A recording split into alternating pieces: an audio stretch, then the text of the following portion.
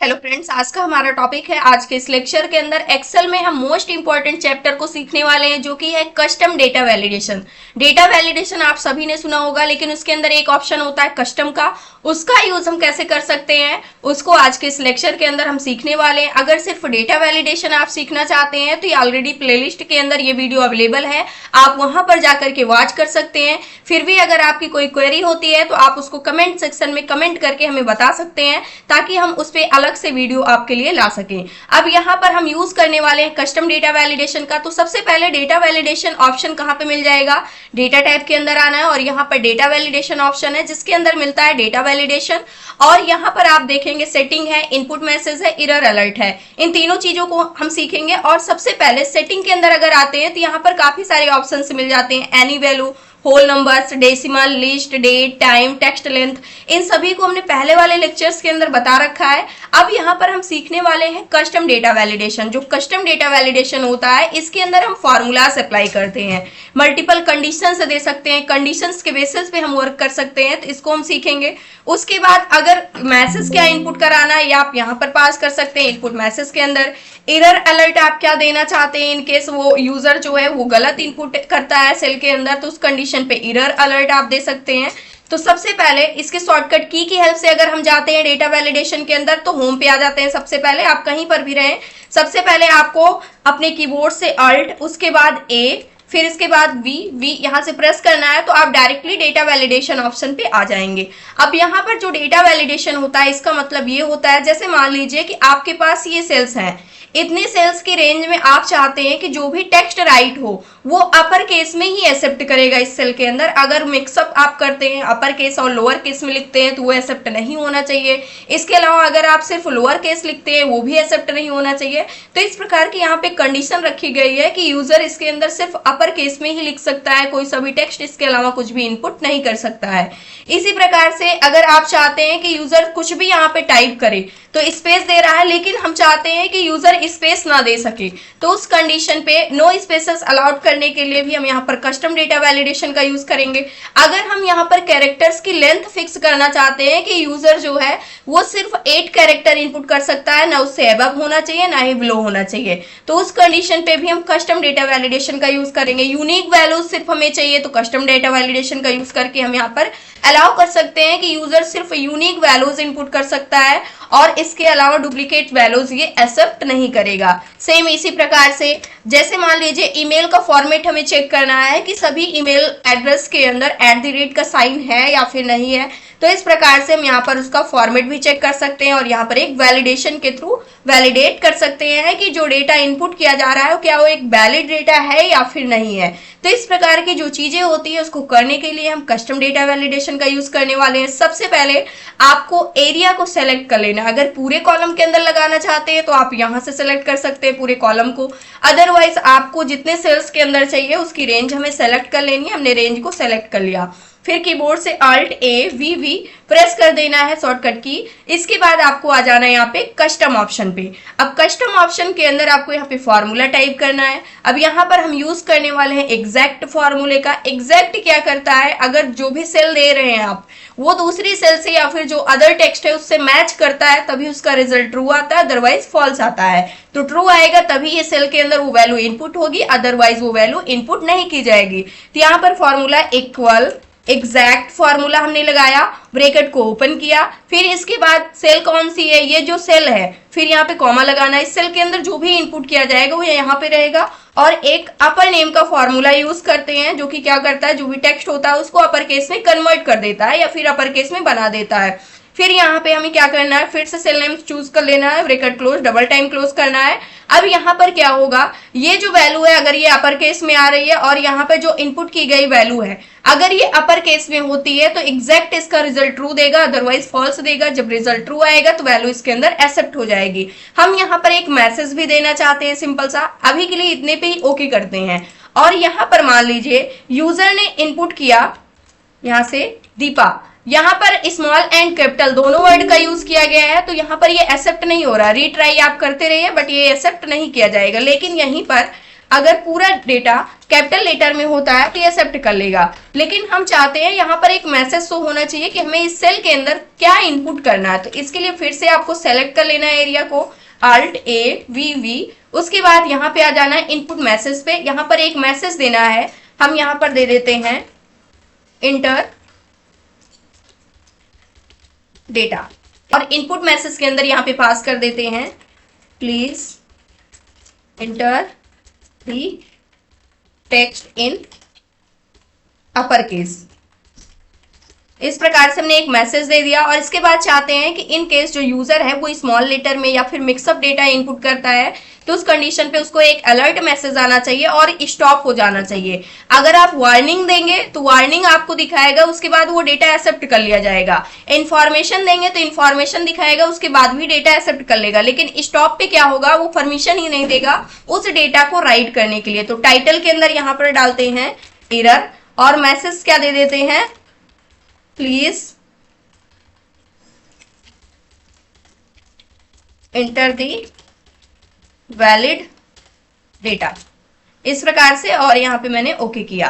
अब यहाँ पर ये मैसेज बता रहा है please inter the text in upper case, आपको टेक्स्ट इनपुट करना है, वो भी अपर केस में होना चाहिए। चलिए हम यहाँ पर स्मॉल लेटर में इनपुट करते हैं समथिंग और इंटर करते हैं, तो उस कंडीशन पे यहाँ पर एरर मैसेज जो हमने कस्टमाइज करके दिया है वो एरर मैसेज अब शो हो रहा है, please inter the valid data.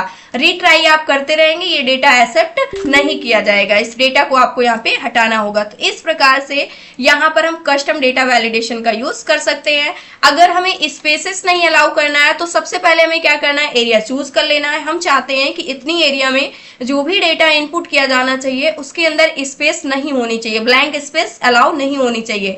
तो सेलेक्ट किया Alt A V V, और यहाँ पर हमें सेटिंग्स के अंदर आ जाना है, फिर से यहाँ पे लेना है कस्टम, और यहाँ पे फॉर्मूला आपको टाइप करना है। सबसे पहले यहाँ पर हम लगा देते हैं इस एरर नेम का जो फॉर्मूला होता है, फिर इसके अंदर हमें फॉर्मूला क्या देना है, सर्च नेम का फॉर्मूला टाइप करना है।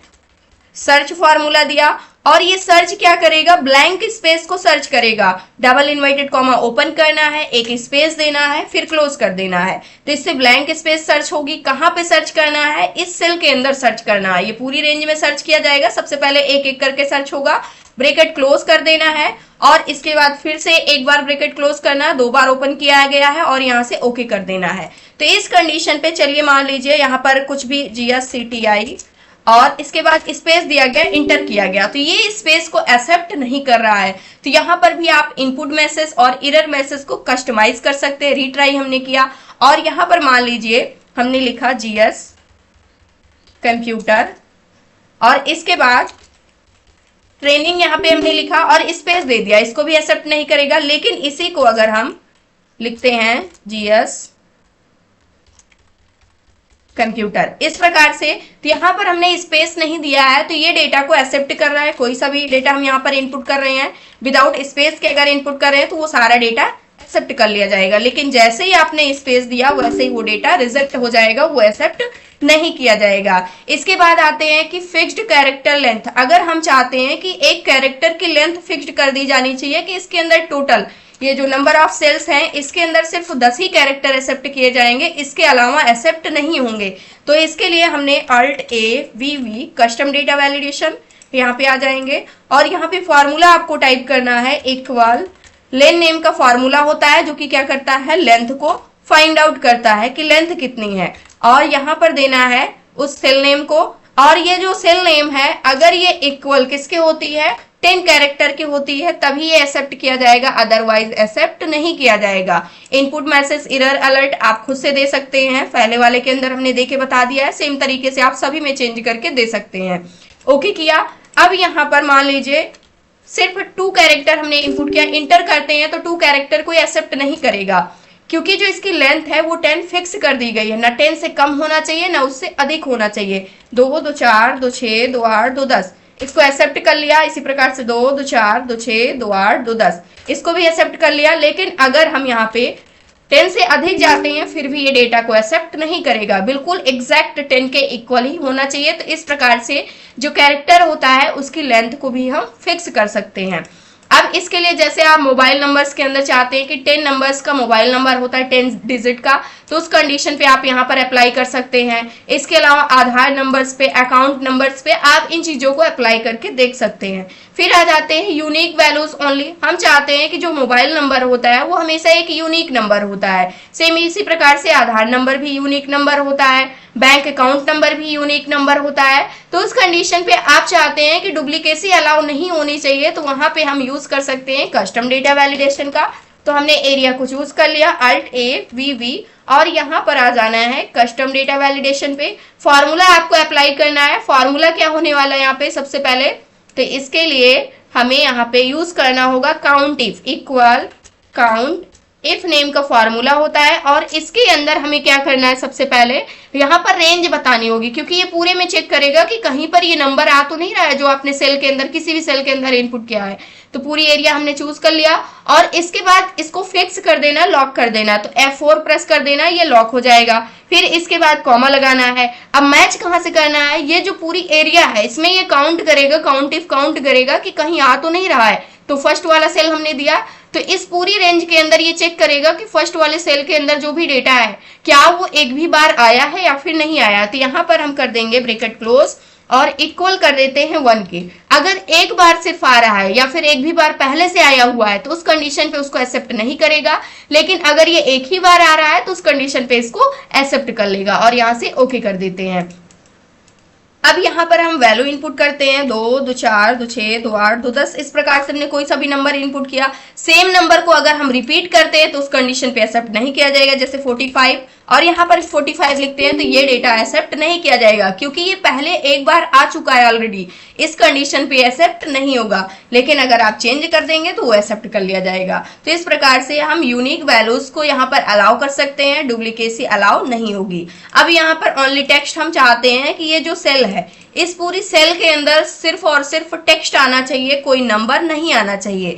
तो उसके लिए हम क्या कर सकते हैं, यहाँ पर फॉर्मूला अप्लाई कर सकते हैं। एरिया चूज कर लेना, Alt+A+V और यहाँ पे आ जाना है कस्टम पे। फॉर्मूला क्या लगाना है, इज टेक्स्ट। इज टेक्स्ट जिस फॉर्मूले के आगे स्टार्टिंग में इज लग जाता है उसका रिजल्ट हमेशा ट्रू एंड फॉल्स में आता है, क्योंकि वो लॉजिकल फॉर्मूला बन जाता है।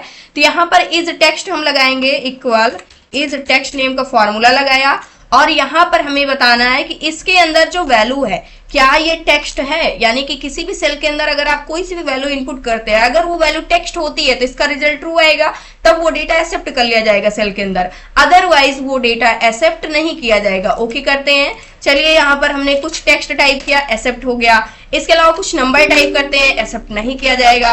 कोई सिंबल टाइप करके देखते हैं तो ये भी एक्सेप्ट हो गया, क्योंकि सिंबल जो होता है ये भी क्या होता है, एक टेक्स्ट ही होता है, एक कैरेक्टर होता है। तो इस प्रकार से हम सिर्फ और सिर्फ यहाँ पर टेक्स्ट ही टाइप कर सकते हैं। सेम इसी प्रकार से हम चाहते हैं कि सिर्फ नंबर टाइप यहाँ पर होना चाहिए, कोई टेक्स्ट अलाउ नहीं होना चाहिए। तो इसके लिए भी सेम फॉर्मूला होता है इज नंबर नेम का। तो Alt+A+V और यहाँ पर आ जाना है कस्टम पे। कस्टम पे अब इस बार हम फॉर्मूला लगाने वाले इक्वल इज नंबर नेम का। तो इससे क्या होगा, सिर्फ और सिर्फ नंबर हम टाइप कर पाएंगे। कहाँ पे, ये जो हमारा सेल है इसको हमने चूज किया, इक्वल और इंटर कर दिया। उस कंडीशन पे अब यहाँ पर हम कोई नंबर टाइप करते हैं तो एक्सेप्ट कर रहा है, लेकिन यहीं पर अगर हमने कोई टेक्स्ट टाइप किया ये एक्सेप्ट नहीं किया जाएगा। कोई सिंबल्स अगर आप टाइप करते हैं तो ये भी एक्सेप्ट नहीं किया जाएगा। तो इस प्रकार से ओनली नंबर ही हम यहाँ पर टाइप कर सकते हैं। अब मान लीजिए जैसे हम चाहते हैं कि कोई अमाउंट दिया गया है, 450 यहाँ पे दिया गया है, 670 दिया गया। हम चाहते हैं कि ये जो अमाउंट्स आ रहे हैं इन सभी के आगे RS लिख के आना चाहिए, रुपीज का साइन आ जाना चाहिए, यानी कि रुपीज लिख करके आना चाहिए। जैसे ऐसे RS 670 इस प्रकार से लिखा हुआ अमाउंट आना चाहिए, या फिर पीसेस लिख के आ जाना चाहिए। तो इस प्रकार की जो चीजें होती हैं उसको भी हम कस्टम डेटा वैलिडेशन की हेल्प से कर सकते हैं। अब जैसे मान लीजिए कि आप ID से स्टार्ट करना चाहते हैं तो ID कर सकते हैं। हमें रुपीज से स्टार्ट करना है तो यहाँ पर हम क्या कर सकते हैं, हम चाहते हैं कि RS लिख के आना चाहिए। तो इस प्रकार हमने चेंज कर दिया और एरिया चूज कर लेना है और इसके बाद कीबोर्ड से Alt+A+V यहाँ पे प्रेस कर देना है और आ जाना है आपको कस्टम पे।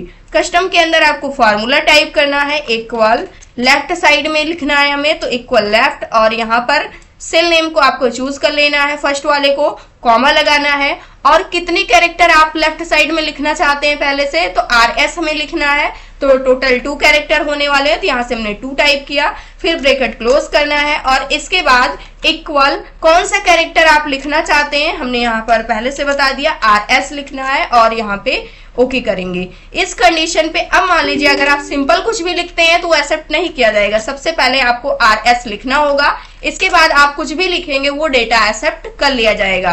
तो इस प्रकार से हम क्या कर सकते हैं, आप पे डेटा वैलिडेशन लगा सकते हैं।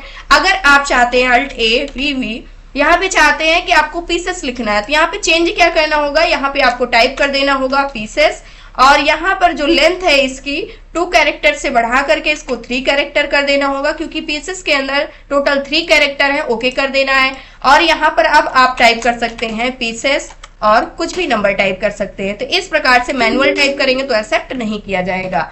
तो ये क्या होता है, स्पेसिफिक स्टार्ट आप कर सकते हैं कि किससे स्टार्ट होगा। केस सेंसिटिव मैच अगर आपको करना है, हम चाहते हैं कि ये जितनी एरिया है इतनी पूरी एरिया के अंदर जो हम लिखना चाहते हैं सिर्फ वही आना चाहिए, उसके अलावा कुछ भी एक्सेप्ट नहीं करेगा। मान लीजिए कि यहाँ पर हमें कुछ स्पेसिफिक डेटा देना है जो कि केस मैच होना चाहिए, मान लीजिए हम यहाँ पर सिर्फ देना चाहते हैं 1 2 3 एक्सेप्ट करेगा, या फिर कोई ईयर दे सकते हैं वही ईयर एक्सेप्ट करेगा, उसके अलावा कुछ भी एक्सेप्ट नहीं करेगा। तो यहाँ पर हम केस सेंसिटिव मैच लगा सकते हैं, Alt A VV, और यहाँ पे आ जाना है कस्टम पे। कस्टम के अंदर आपको फॉर्मूला टाइप करना है, फॉर्मूला होने वाला इक्वल एग्जैक्ट, और यहाँ पे एग्जैक्ट फॉर्मूले के अंदर क्योंकि हमें एग्जैक्ट मैच चाहिए बिल्कुल, कॉमा लगा देना है। किससे मैच करेगा, यहाँ पे इसके अंदर जो वैल्यू आ रहा है क्या वो जो हम चाहते हैं उस वैल्यू के इक्वल है, अगर उसके इक्वल है तभी एक्सेप्ट करेगा, अदरवाइज नहीं एक्सेप्ट करेगा। मान लीजिए यहाँ पर हमने दे दिया 2000, लेने वाले हैं 2026, सिर्फ ये 2026 को ही एक्सेप्ट करेगा, इसके अलावा कुछ भी डेटा एक्सेप्ट नहीं करेगा। ओके किया मैंने, और यहाँ पर लिखते हैं 2026, ये एक्सेप्ट कर लिया। 2025 लिख के देखते हैं, ये एक्सेप्ट नहीं करेगा। तो ये मतलब होता है केस सेंसिटिव का, यानी कि जैसा हमने लिखा है सिर्फ वैसा ही डेटा एक्सेप्ट करेगा, इसके अलावा कुछ भी एक्सेप्ट नहीं करेगा। हमें पता है कोई सा भी ईमेल एड्रेस होता है उसमें हमेशा @ का साइन लगा हुआ होता है।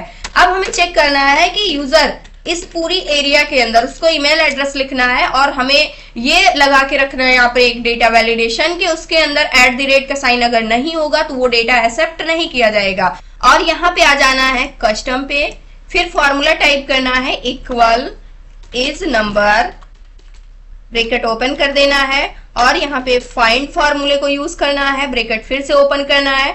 फाइंड हमें क्या करना है, @ का साइन जो है इसको सर्च करना है, फाइंड करना है, फिर कॉमा लगाना है, और फाइंड कहाँ पे करना है, ये जो सेल है यहाँ पे फाइंड करना है, ब्रैकेट 2 टाइम्स क्लोज करना है, ओके कर देना है।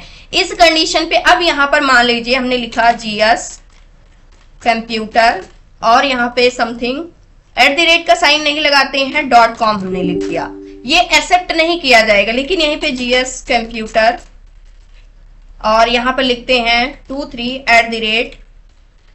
@gmail.com, इस प्रकार से लिखते हैं तो ये डेटा यहाँ पर एक्सेप्ट कर लिया जाएगा, क्योंकि ये किसका फॉर्मेट है, ईमेल का फॉर्मेट है। तो ईमेल के फॉर्मेट में @ कंपलसरी है। तो इस कंडीशन पे आप यहाँ पर डेटा वैलिडेशन के थ्रू, कस्टम डेटा वैलिडेशन का यूज करते हुए आप सेल्स के अंदर इसको अप्लाई कर सकते हैं। हम चाहते हैं कि इतनी जो एरिया है इस पूरी एरिया के अंदर सिर्फ और सिर्फ पॉजिटिव नंबर ही इनपुट होने चाहिए, नेगेटिव नंबर एक्सेप्ट नहीं किए जाएंगे। और हमें पता होना चाहिए कि जो पॉजिटिव नंबर होता है वो हमेशा 0 से बड़ा होता है, जो 0 होता है या 0 से छोटा नंबर होता है वो हमेशा निगेटिव नंबर होता है। तो यहाँ पर हम यूज करने वाले हैं कस्टम डेटा वैलिडेशन, और आ जाएंगे कस्टम डेटा वैलिडेशन के अंदर, और यहाँ पे हमें फॉर्मूला क्या टाइप करना है, इक्वल, और ये जो सेल है इसके अंदर जो भी डेटा आ रहा है ये ग्रेटर देन अगर 0 के होता है तो वो नंबर ऑलरेडी क्या होगा, पॉजिटिव नंबर होगा। ओके किया मैंने, और यहाँ पे कुछ भी नंबर टाइप कर रहे हैं एक्सेप्ट कर रहा है, 0 टाइप करेंगे नहीं एक्सेप्ट किया जाएगा, क्योंकि 0 से अबव होना चाहिए, 0 को लेकर नहीं होना चाहिए। माइनस का कुछ भी अगर हम इनपुट करेंगे तो वो भी डेटा एक्सेप्ट नहीं किया जाएगा, क्योंकि वो एक निगेटिव नंबर हो जाएगा। अगर हम चाहते हैं कि 2 डेसिमल प्लेसेस तक की हम वैल्यू रखना चाहते हैं, Alt A VV, और यहाँ पर फिर से आपको फॉर्मूला अप्लाई करना है, कस्टम के अंदर आ जाना सबसे पहले, और कस्टम के अंदर आने के बाद यहाँ पे फॉर्मूला टाइप करना है इक्वल, और यहाँ पे लिखने वाले इक्वल, जो भी आपका सेल नेम है इसको चूज कर लेना है, इक्वल फिर से आपको टाइप करना है, और यहाँ पर यूज करना है राउंड फॉर्मूले का। राउंड फॉर्मूले के अंदर ये जो सेल है इसको कितने डेसिमल प्लेसेस तक आपको राउंड करना चाहते हैं, 2 डेसिमल प्लेसेस तक, तो ये वैल्यू आपको 2 देनी होगी। 3 डेसिमल प्लेसेस तक चाहिए तो 3 दे देनी होगी। ओके कर देना है। चलिए यहाँ पे कुछ भी नंबर हमने इनपुट किया एक्सेप्ट कर रहा है, और यहाँ पे पॉइंट के बाद 2 डेसिमल प्लेसेस तक लेते हैं तो ये भी एक्सेप्ट कर रहा है, लेकिन पॉइंट के बाद जैसे 3 डेसिमल प्लेसेस करते हैं तो वो डेटा यहाँ पे एक्सेप्ट नहीं किया जाएगा। तो इस प्रकार से जो कस्टम डेटा वैलिडेशन होता है इसका यूज करते हुए हम मल्टीपल कंडीशंस यहाँ पर लगा सकते हैं सेल्स पे, जिसके थ्रू जो हमारा डेटा होगा वो एक वैलिड डेटा इनपुट किया जाएगा। उसके अलावा अगर इनवैलिड डेटा होता है तो वो हमारा सेल एक्सेप्ट नहीं करेगा। तो ये था आज का हमारा टॉपिक। आई होप दोस्तों आज की इन्फॉर्मेशन आपको अच्छी लगी हो तो प्लीज वीडियो को लाइक करना, चैनल को